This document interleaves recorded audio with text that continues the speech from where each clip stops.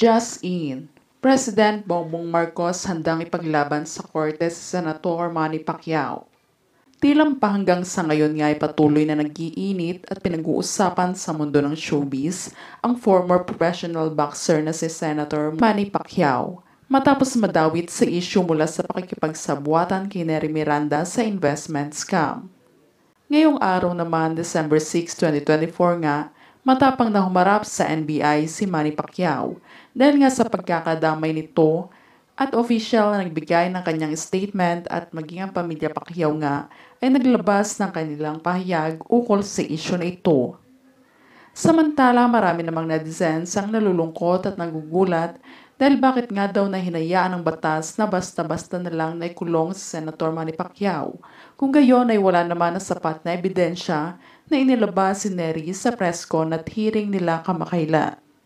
Ayon pa sa mga netizens na mukha nga daw na kailangan ni Nery ng pera, kaya gano'n na lamang ang panggigiit niya kay Manny dahil alam naman ng lahat na isa si Manny sa pinakamayaman sa Pilipinas. Pera-pera na nga lang daw ang labanan sa ngayon, kaya nasaan umano ang hustisya.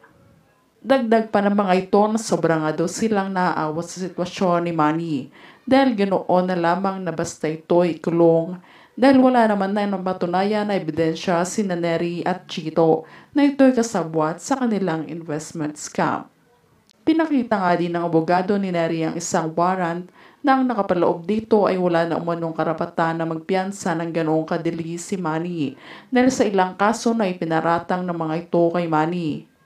Samantala sa ngayon naman daw ay nasa kamay na ng NBI si Manny upang imbestigahan pa ito at kailangan umano nitong patunayan pa na isa siyang inosente kaya naman sa ngayon ay mabilis ang ginagawa ng paraan lahat ng abogado nito para agaran naman na makalaya si Manny sa lalong madaling panahon at payagan ng korte na bigyan siya ng pagkakataon na makalaya dahil tanging siya lamang mismo ang pag-asa at kailangan sa kanyang pamilya. Kaya hindi umano siya basta-basta susuko.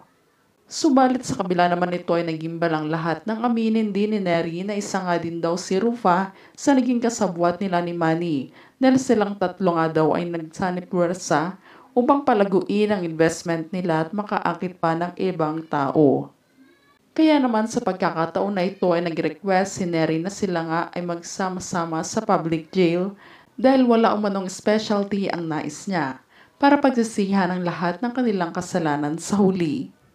Tila sa kabila naman ito ay pinigilan naman ni Jinky Pacquiao ang masamang binabalak ng ito ni Nery sa kanyang asawa dahil hindi na umano tama pa ang ginagawa nito.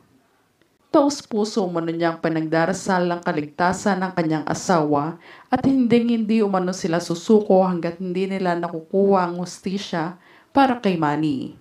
Maging si President Bongbong Marcos nga ay agad naman itong dinalaw si Senator Manny sa selda at pinangako na nga niyang handa umano niya itong tulungan sa kaso nito